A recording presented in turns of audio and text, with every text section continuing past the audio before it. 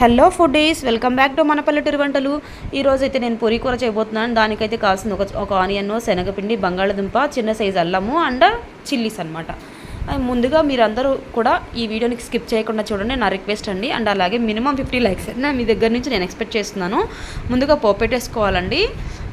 చిన్న size onion ఉంది కదండి, ఆ ఆనియన్ ఏంటంటే ఈ పూరీ కూరలకు మెయిన్ ఇక్కడ మనకి టేస్ట్ ఎక్కడి నుంచి వస్తుందంటే ఆనియన్స్ వల్లనేనండి. ఎక్కువ ఆనియన్స్ వేసుకోవడం వల్ల టేస్ట్ బాగుంటుందన్నమాట.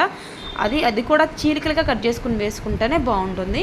చీలికలుగా కట్ చేసుకున్న ఆనియన్ని పోపులో వేసుకోవాలి. అండ్ అలాగే 3-4 చిల్లీస్ తీసుకొని, చిన్న అల్లం ముక్క తీసుకొని మంచిగా పేస్ట్ లాగా దంచేసుకోవాలని మీ ఇష్టము.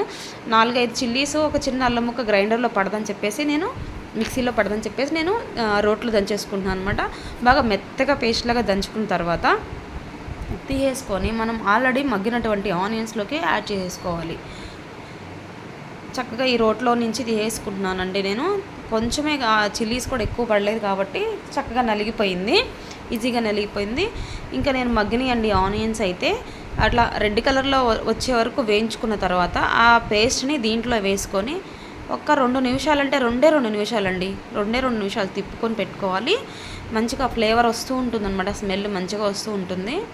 అవి మంచిగా వేగిన తర్వాత స్మెల్ పచ్చివాసన పోయేంత వరకు వేపుకోండి. 2 నిమిషాలు సరిపోతుంది.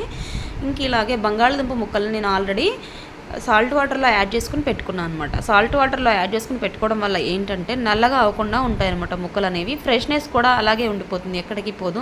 అప్పటికప్పుడు కట్ చేసి వేసినట్టుగా అనిపిస్తాయి అన్నమాట. ఎందుకంటే ఈ ప్రాసెస్ అంతా అయ్యేలోపు మనం ముక్కలు కట్ చేసి పెట్టుకుంటే నల్లగా అయిపోతాయి. కర్రీ టేస్ట్ కూడా మనకి ఏంటంటే కొంచెం కండ్రెక్కినట్టుగా ఉంటుంది. సో అలా రాకుండా, ఆ టేస్ట్ పోకుండా ఉండాలి అంటే కనుక కొంచెం సాల్ట్ వాటర్లో వేసుకున్నామంటే అది ఫ్రెష్గా ఉంటాయి.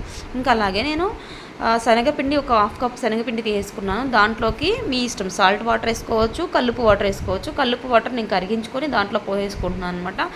ఎప్పుడైనా మనము దీంట్లో సాల్ట్ వాటర్ వేసుకున్నా, కల్లుపు వాటర్ వేసుకున్నా కానీ ఆ గడ్డలు అనేవి, శనగపిండి గడ్డలు చిన్న చిన్న గడ్డల కింద ఉంటాయి, అవి బాగా స్మాష్ అయ్యేలాగా కలుపుకుంటూ ఉండాలి. చాలా నిదానంగా కలుపుకోవాలి. ఎందుకంటే ఆ గడ్డలు కరిగించుకోకుండా మనం డైరెక్ట్గా వేసామంటే కర్రీ అంతా కూడా గడ్డల కిందనే ఉండిపోతుంది, పొడి పొడి ముక్కల్లాగా ఉంటుంది అనమాట. శనగపిండి కర్రీ అంతా పాడైపోతుంది. సో చాలా జాగ్రత్తగా కలుపుకోండి, మొత్తం స్మాష్ అయ్యేలాగా.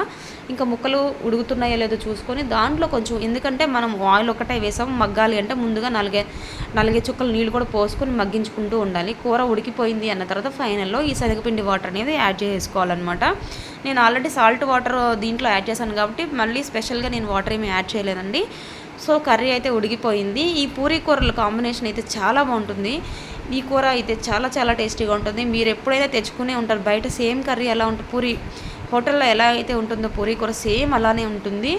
మీరు కూడా తప్పకుండా ట్రై చేయండి. ఇలా కాదు అనుకుంటే వేరే వేలో కూడా చేయొచ్చండి. అన్ని ముక్కల్ని ఒకసారి తాలింపు వేసేసుకొని, బంగాళాదుంప ముక్కల్ని కానివ్వండి, ఆనియన్స్ని, ఈ అల్లం వెల్లుల్లి పేస్ట్ అన్నీ కూడా ఒక్కసారి కలిపి పెట్టేసుకొని తాలింపు వేసుకొని బాగా మగ్గిన తర్వాత ఫైనల్లో కూర మగ్గింది అనుకున్నప్పుడు ఈ శనగపిండి వాటర్ యాడ్ చేసుకోవచ్చండి. ఇట్లా పూరీలు పొంగితే చాలా చాలా టేస్టీగా ఉంటాయండి.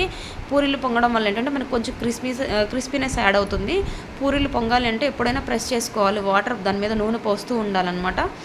ప్రెస్ చేస్తూ నూనె పోస్తూ ఉండడం వల్ల పూరీలు త్వరగా పొంగుతాయి అన్నమాట. నాకు తెలీదు, ఇది మా అమ్మ దగ్గర నేను నేర్చుకున్నాను. సో మీరు తప్పకుండా ట్రై చేయండి. అండ్ అలాగే నా వీడియోస్ నచ్చినట్లయితే లైక్ చేయండి, షేర్ చేయండి, సబ్స్క్రైబ్ చేయండి.